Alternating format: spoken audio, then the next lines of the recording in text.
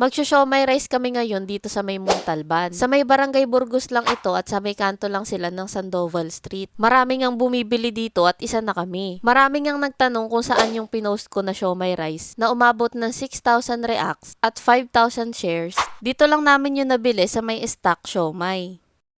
Kadalasan yung mga kanin sa siomai rice, yung kulay dilaw. Pero sa kanila, iba kasi merong itlog tapos may mga veggies kayong makita. Affordable pa rin nga yung presyo ng mga siomai rice nila. Sa 35 pesos mo ay meron ka ng 3 perasong pork siomai at may rice ka na. Ito talaga yung sumasagip sa atin minsan kapag pecha de peligro na. At kung estudyante ka naman, mapupurga ka talaga nito eh. Ito na lang kasi yung kasya sa baon mo na mabubusog ka talaga. Naalala ko tuloy nung college ako, ito talaga yung bumuhay sa akin yung siomai rice. Buti na lang dito may Shanghai para kapag nagsawa ka sa siomai, may pwede ka pang pagpilian. Pero sa ngayon, matagal-tagal na rin ako hindi nakakapag-siomai rice. Kaya ito, umorder kami ng Japanese siomai with rice at pork siomai rice. Pero bago kumain, magtimpla muna tayo ng sauce. Buhusan muna natin ng maraming toyo tapos lagyan nyo rin ng maraming bawang. At syempre, hindi dapat mawala ang kalamansi. Ito talaga yung best sa sausawan, yung kalamansi eh. Kaya kapag wala to, parang ang lungkot ng sausawan ng siomai rice. Kung mahilig ka sa maanghang, lagyan mo rin ito ng chili garlic. Naku, talagang mabubuhay sa sarap yung siomai rice mo.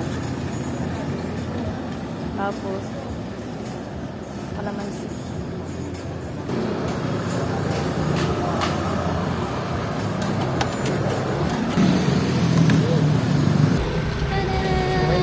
Nandito kami sa kanto ng Sandoval.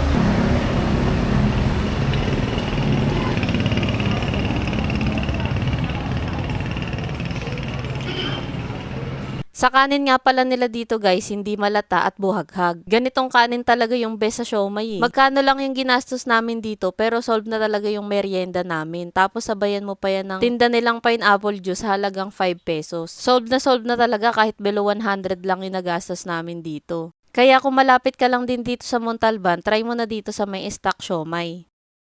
Marami-rami na rin kaming nakainan dito sa may Montalban. I-check nyo na lang yung account ko kung naghahanap kayo ng mga sulit na kainan dito. Hindi pa nga kami tapos mag-explore dito sa Montalban kaya baka may ma-recommend kayo. Pakilagay naman sa comment section kung saan may mga sulit na kainan dito. Para yun naman yung next naming dadayuhin.